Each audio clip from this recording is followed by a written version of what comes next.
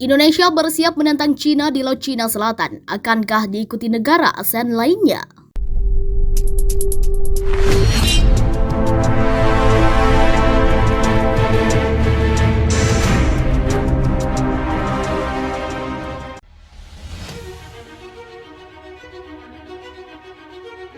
Indonesia tidak ingin berselisih paham dengan pihak manapun, baik Cina maupun Amerika Serikat di tengah perselisihan Laut Cina Selatan.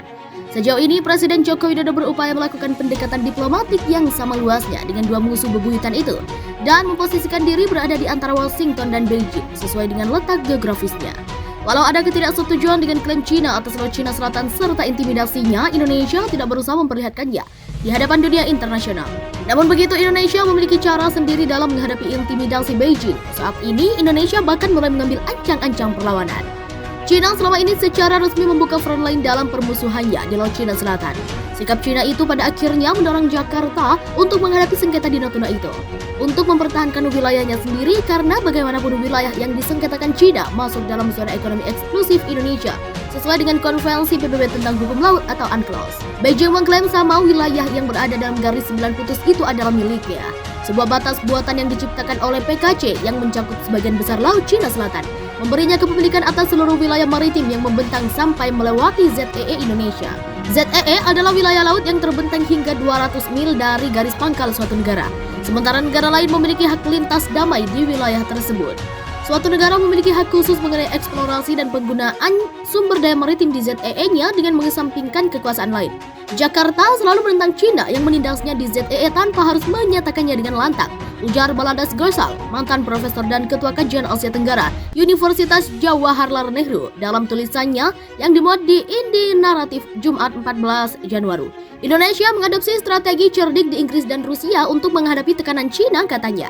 Ia menguraikan bahwa Jakarta memiliki langkahnya sendiri dengan mencari dukungan dari konsorsium Harbour Energy Inggris dan perusahaan minyak negara Rusia Zarubezhnev untuk meletakkan pipa di Laut Natuna Utara agar terhubung dengan jaringan lepas pantai Vietnam. Kedua perusahaan telah mengumumkan bahwa mereka menemukan sumber gas kotor sederhana sebesar 600 miliar kubik setelah pengeboran dua sumur di blok tunnel sekitar 10 km dari ZEE Indonesia. Terlepas dari keberatan Beijing, pengeboran berlanjut selama 6 bulan dan selesai November lalu. Badan Keamanan Laut Republik Indonesia mengklaim keberhasilan dalam usaha mereka yang oleh beberapa analis disebut sebagai kemenangan besar Indonesia atas Cina. Cina telah berulang kali mengingatkan Indonesia untuk menghentikan proyek tersebut dan mengatakan bahwa itu adalah pelanggaran karena masuk dalam teritorial Cina.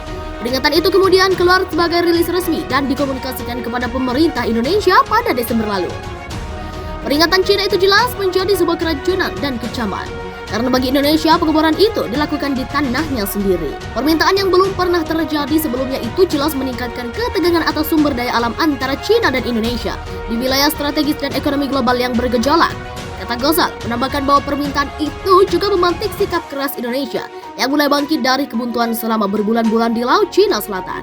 Cina memperlihatkan kekuatannya, ia tidak hanya keberatan dengan operasi pengeboran yang dilakukan Indonesia di tanahnya sendiri, tetapi juga mengirim kapal penjaga pantai ke daerah itu untuk menekan Indonesia. Hingga saat ini, Jakarta masih terus bertahan dengan belum secara terbuka mengungkapkan protesnya terhadap Cina. Bagi Jakarta, protes itu akan menjadi pengakuan perselisihan di daerah tersebut, hal yang sejauh ini masih terus dijaga Indonesia. Meski tidak mengakui adanya sengketa, Indonesia pada Mei 2020 mengirim surat kepada PBB yang menolak klaim historis Beijing di laut yang ditunjukkan dengan peta 9 garisnya. China kemudian mengirimkannya balasan ke PBB. Inisiatif halus terbaru yang diambil Indonesia adalah mengundang pejabat yang bertanggung jawab atas keamanan maritim dari 5 negara lain di ASEAN untuk bertemu awal tahun depan untuk membahas bagaimana menanggapi ketegasan Cina di Laut Cina Selatan, tulis Gosar. Kepala Bakamla Wakil Laksamana Aan Kurnia telah mengundang rekan-rekannya dari Brunei, Malaysia, Filipina, Singapura, dan Vietnam ke pertemuan pada Februari 2022 untuk berbagi pengalaman dan membina persaudaraan di antara negara-negara yang menghadapi tantangan serupa yang ditimbulkan oleh Cina. Menempa persatuan di antara 5 negara ASEAN tidak akan menjadi tugas yang mudah karena ada masalah kepercayaan yang sudah berlangsung lama di antara mereka serta ketakutan akan pembalasan oleh Cina.